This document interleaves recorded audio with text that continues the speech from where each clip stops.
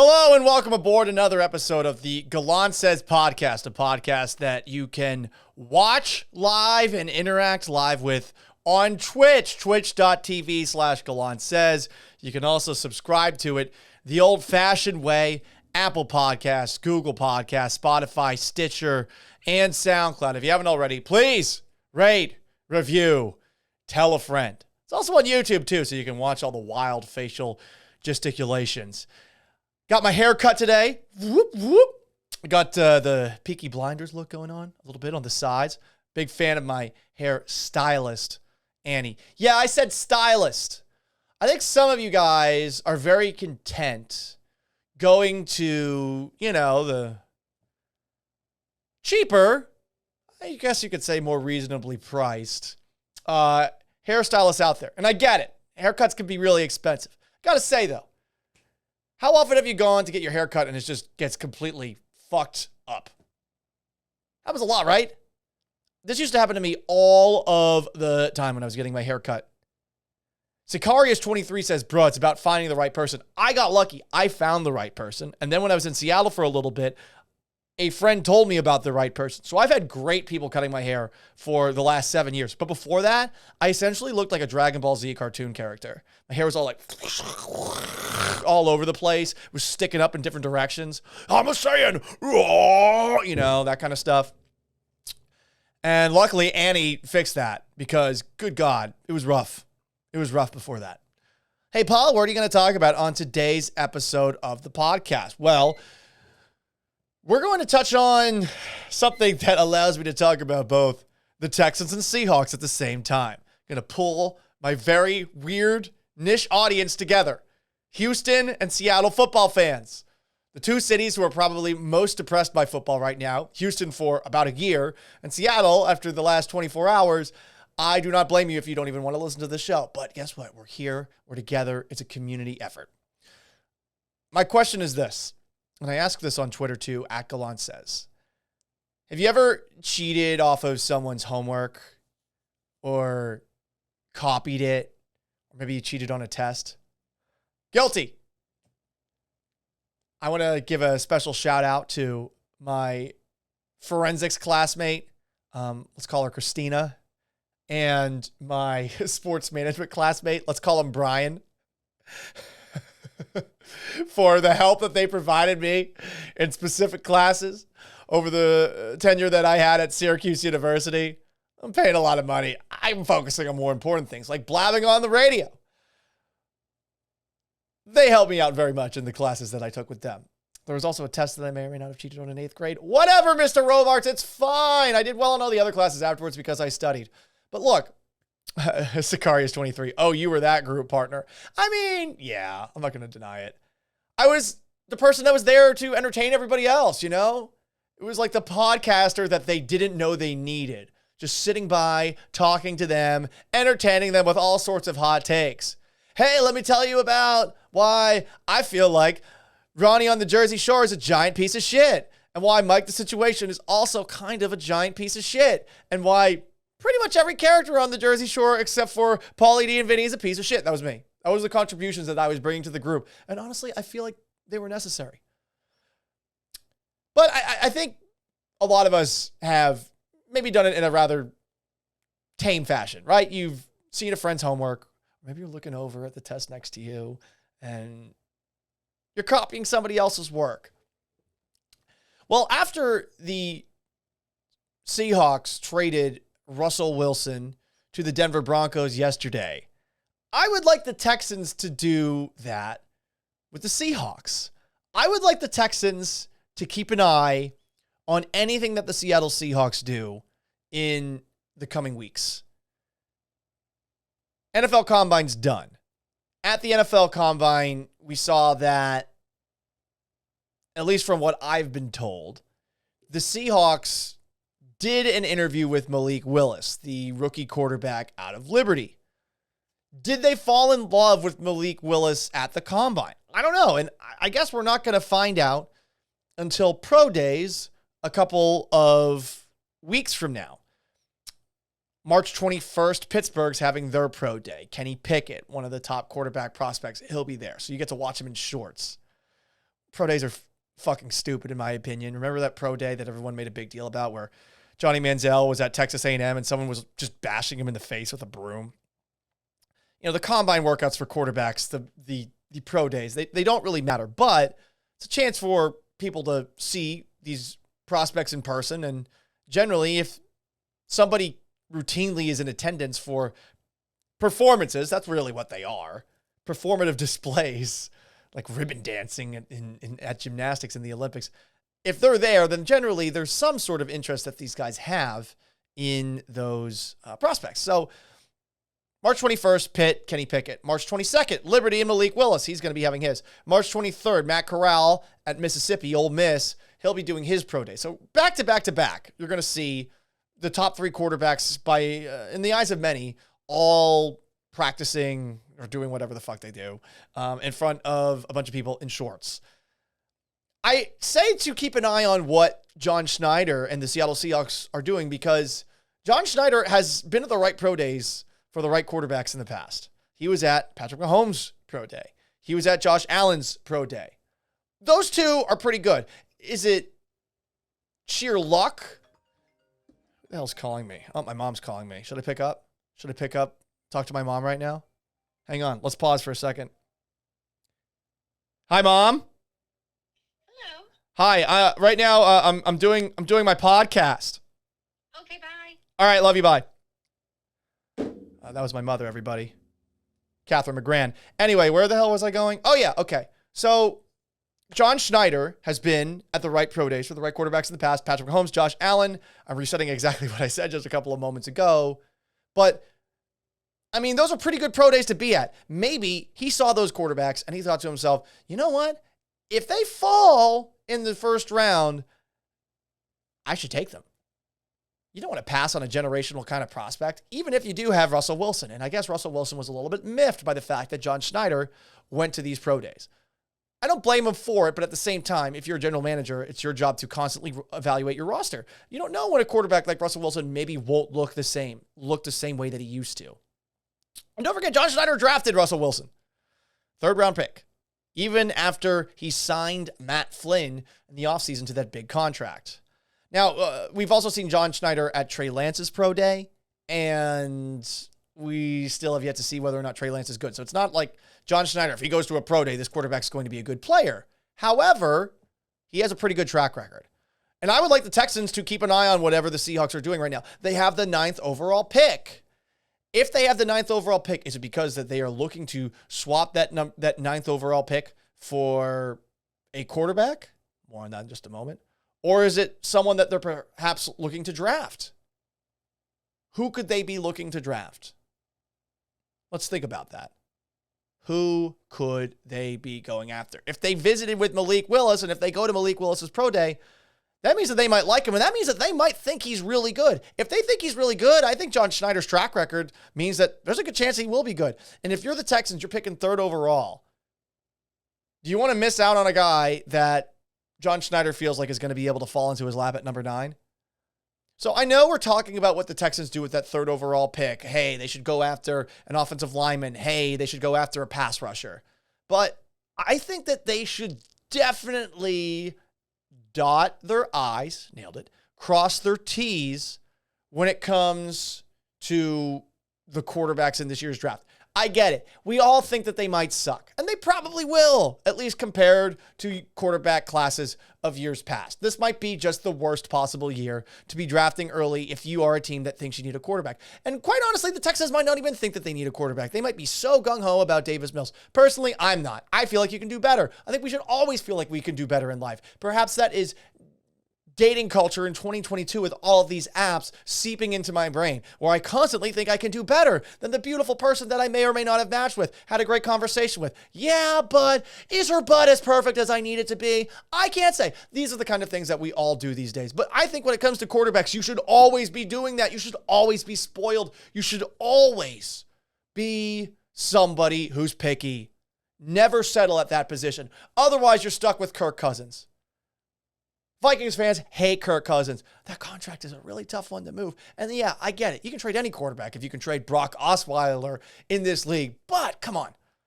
Some teams are stuck. with quarterbacks that they don't really want. Carson Wentz got that big contract from the Philadelphia Eagles. Jared Goff got that big contract from the Los Angeles Rams. And then look what happened a couple of years later. Carson Wentz today, he just got traded. The Indianapolis Colts foisted him on the Washington Commanders, who definitely would have rather had Russell Wilson. Okay, back to Russell Wilson again, huh, Paul? Well, now that this trade is done, this is the other thing that I wanted to discuss today. I think there's a chance that the Seahawks actually would trade for Deshaun Watson. And I feel like if you're Nick Caserio, general manager of the Houston Texans, you are ringing the phone just like my mom called a couple of minutes ago. You are definitely trying to make a deal happen. Because that's a team that I think Deshaun Watson would waive his no-trade clause for. Washington, I'm not so sure about it. I'm guessing that's why they settled with Carson Wentz.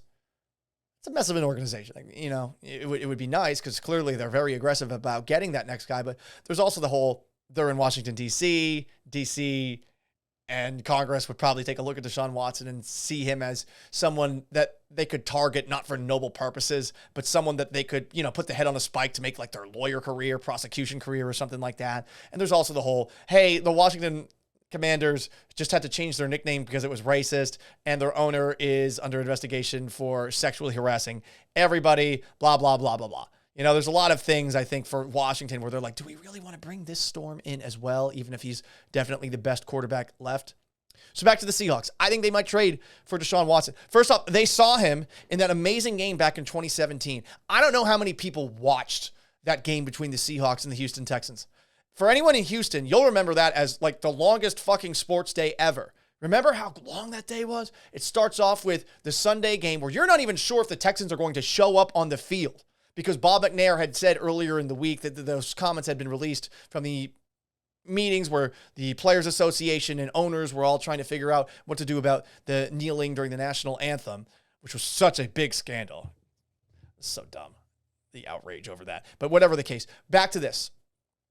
There was a chance that the Texans weren't going to take the field that Sunday. And Bill O'Brien, hate him all you want, was the one that convinced those players to get out on the field for that game between the Texans and Seahawks.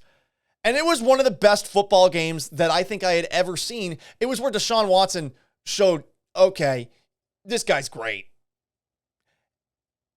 It sucks that he tore his ACL a couple of days later. To me, it took a little bit of the fun out of the whole Astros winning the World Series thing, but I'm a football fan. But Watson in that game threw for 400-plus passing yards, 402 yards, 4 touchdowns, 3 interceptions, but he was a rookie on the road in Seattle, and he kicked ass. You know the Seahawks remember that.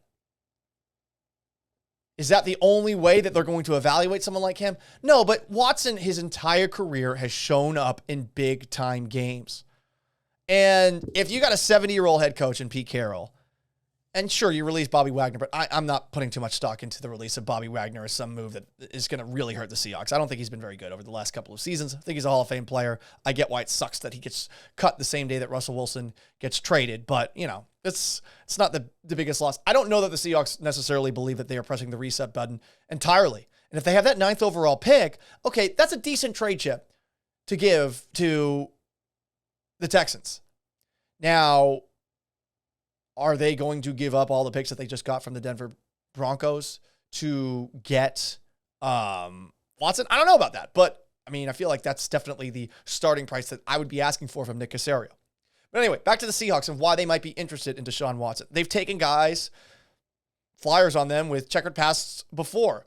Marshawn Lynch in Buffalo. I mean, not only was he not playing particularly well, but there was a guy that a lot of people looked at and said, like, oh, he's a douchebag. Oh, he's a thug. Like all the things that you hate to hear players be called these days. And we all know, anyone who's lived in Seattle, like Marshawn's just the best, the absolute best. He's a joyful personality. Just didn't like it in Buffalo. There's some other things that may have been going on there. But whatever the case, he goes from Buffalo, where he is perceived as this guy who's terrible, and he goes to Seattle, and I mean, you know, he's, I think, one of the most beloved Seahawks in team history. Took a flyer on Michael Bennett. They took multiple flyers on Josh Gordon. And they don't seem to be a zero-tolerance organization when it comes to the things that we care about now after the Ray Rice video. Frank Clark had a pretty bad incident at Michigan. they still drafted him. Jaron Reed had a pretty bad incident with the Seahawks, got suspended 6 games. They didn't cut him then. They were supposedly interested in Antonio Brown. Was that because they were trying to appease Russell Wilson? Was that because they were so starved at the wide receiver position that they thought, oh, he might be a good addition? Or were they just willing to look the other way at some of the stuff that had been alleged about him over the past couple of years, like sexual assault, shit like that? They are a team that has been willing to turn a blind eye in the past. I feel like they might be willing to turn a blind eye again when it comes to the quarterback known as Deshaun Watson. I don't know why I said like the artist formerly known as Prince. Whatever. Something I did not get to talk about yesterday because obviously the Russell Wilson trade popped was this story. Did anyone see the press conference that Russell Westbrook did after a Lakers-Spurs game where he went into detail about something that's really been bothering him? He's done with fans calling him Westbrick, which is, a clever name considering he is not a good shooter. I mean, he's one of the worst three-point shooters given the volume of shots he's taken in league history. So fans are calling him Westbrick. It's pretty funny in my opinion. But after the game against the Spurs, Russell Westbrook said this: a lot of times I let it slide, but it's time to put a stop to that and put it on notice. He said it's gotten so bad, he's worried about the potential impact it's having on him and his family. And he says he's going to do everything in his power to stop it. Which, pause for a moment, that sucks. I don't want to see fans getting kicked out of games for rather innocuous chants. It does sometimes get to a point where somebody who's saying the same thing over and over again for the entirety of a game, it gets old. But if you're a fan, you're watching a game, and you're chanting things like Westbrick at a guy who legitimately sucks at shooting threes, who also has clearly a massive temper problem that gets mad about all sorts of things on the court, why not? It's fun. It's part of being a fan. You're paying money to watch the game. You're paying money so that you can yell with friends while you're drinking alcohol and watching. Don't be a dick. Don't be saying the worst things possible there. But what's wrong with this? I see nothing. Anyway, Westbrook continued, me and my wife were at a teacher-parent conferences for my son. And the teacher told me, my son, no, he's so proud of his last name. He writes it everywhere. He writes it on everything. He tells everybody and walks around and says, I'm Westbrook. And I kind of sat there in shock, and it hit me. Damn, I can no longer allow people to call me Westbrick. On the baseline in that game, he was telling us, some San Antonio Spurs fan, don't disrespect my name. Okay. When you bring up family, it's a shield that a lot of people see and immediately say, yeah, you gotta stop. But this is a lame thing to bring up. Oh, wow. The son of a millionaire basketball player is being bullied at school. How long do you think that's going to last? How many of that kid's friends are going to continue to do that, knowing that they can have the play date of their lives if they're hanging out with Russell Westbrook's son? We're talking about Los Angeles here. We're talking about the most materialistic place in the country. I don't think 5-year-olds are that different. You're going to be like your parents probably if you're living in that general area. But Westbrook in this press conference, like a lot of other players you've seen recently, bring up like, yeah, I'm thinking about my family. And I hate that that gets brought up because it's a defense that never gets challenged. This is a lame defense for don't disrespect my name. Yeah, my son, he really loves his last name. And when people say Westbrick, he gets sad. That's such a lame excuse. Family. Like you're Dom Toretto here. Like, okay, I guess that's a shield. But we've seen it in other places too. A little bit more controversial on this front is something that we have seen Ben Simmons talking about his mental health and about how that's something that he wants to work on. I'm sure he does have some mental health issues given the way that things have gone for him in Philadelphia and given how mean Philadelphia fans can be. But at the same time, you say mental health. You haven't shown up for work for like the entirety of this year. And you're still getting paid. And just about zero people in the world can do that in life, where they're going through mental health issues and they can just take off months at a time from work. Weeks, okay, maybe. But the average person can't do that. And you're expecting someone to empathize with that person or expecting criticism to stop because you just say mental health, family. That's bullshit. And I hate that we do this without challenging it ever. It's fine. Certain situations, I'm sure it's justified. If somebody is sliding into Russell Westbrook's wife DMs and saying, fuck you, bitch, or something like that, that's terrible. Things like this has happened to me before. After my little chill dog experience, I was getting people that were threatening to rape me and my family, murder me and my family, shit like that.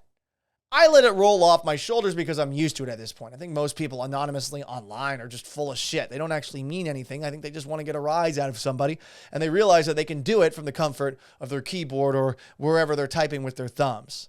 But are we going to just accept, oh, well, he said that someone talked about his family. You can't do that and just believe this person 100% of the time? And I tend to believe, too, in certain situations with fan-player interactions, in the NBA specifically, I think that the guy that gets to sit in front of the microphone after a game gets to embellish the story. He's the only person telling the story. We don't hear two sides, and we don't generally get camera evidence of what actually took place. So, to me, I just think about some of the Karen types that will yell or scream or get angry at somebody in customer service and then perhaps embellish, hyperbolize their actual experience. For the most part, it might be right, or maybe they're just totally making it up to get their way and screaming like a psychopath.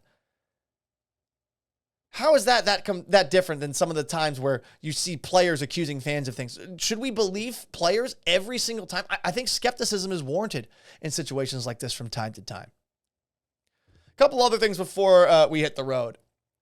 This is a fucked up thought that I had. Please don't hate me. And I only had this thought because regular listener, Stroh's fan I know, on Twitter had this to say. We saw that Deion Sanders had 2 legs amputated, which bums me out. Deion Sanders was such a freak of nature athletically.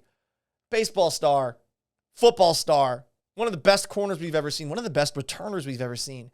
And to hear he had some complications that caused him to lose 2 of his toes bummed me out.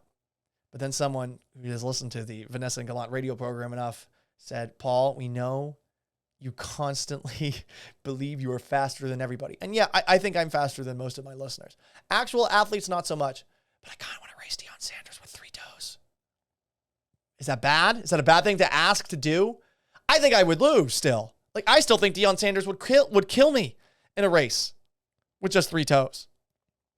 I just want to race a good athlete, a real athlete. Is that so hard for people to understand? Like, fine, I'm going to dust you watching right now or listening right now. No offense. I'm going to dust you. But I really, for the love of God, want to run against a real athlete just to know how much slower I am than them. To pop that balloon of confidence. To let me know that, yes, Paul, you are a bullshit athlete. Nothing that you have ever done actually involves skill. That's all I want. Please. Please, please, please. Thank you very much for tuning in to today's edition of the Gallant Says podcast. We do this daily. And if you want to interact, join the Sicarius 23. You a strange little man. Yes, I'm not denying that at all. I am very strange. I am very weird. But if you want to join in the comments section, show the cat before you leave, says Sicarius. I kicked her out of the room. She's been basically like clomping around. There's a couple of things to my right she's jumping up on, like my printer, which I think she broke, and this little shelf that's to my right as well, clomping around like a crazy little kitty cat. Next time we'll bring the cat in for the episode. But if you want to interact, like you see on the rude, look, sorry, she is too loud when she's in here and too distracting. How the hell do you expect me to do a show when there's a cat next to me? I can't do that. I'm gonna like pick it up and like pet it and make weird songs and sing to it and stuff like that. Call her by all the weird names that I call my cat. Like, what do I call her? Call her sometimes the wee babe McPherson. No idea why. Doodle-Lanya. No idea what that means. Flooflebutt, Floofs, Moops, Bunkles, Bungle. Yeah, I call her all sorts of names. All of them. All sorts of names. Sakari says, I don't hear a problem. Next time, we'll bring the cat in. I'll use her as a prop. Maybe more people will watch. Maybe more people will interact. But I appreciate everybody for joining, seriously. And if you want to, in the future, be involved in the conversation, I will answer any question you just need to ask. I will pause mid-topic with this ADD mind of mine and move on to a side tangent. Because we want this show to be like the old Gallant at Night radio show in Houston, the most interactive sports talk show in Houston, nay, the world. Or the old Paul Gallant show in Seattle, the most interactive sports talk show in Seattle, nay, the world. We didn't have anything to back up that secondary claim or the first claim either. But if you just say it enough, people will believe you. So you can watch this live, twitch.tv/Gallant Says. I encourage you to do so. It'll be up on YouTube too, so you can see all the facial gesticulations. You can see what people said in the chat as well. But if you want to just listen to this old school style, podcast style, Apple Podcasts, Google Podcasts, Spotify, Stitcher, and of course on SoundCloud, if you haven't already, please like, rate, review, subscribe, all that shit. It means a whole lot. Until tomorrow at 3 o'clock Central Time on Twitch, I am merely Paul Gallant. So long, farewell. Have yourselves a wonderful day on this Wednesday. I forgot the day. Okay, bye.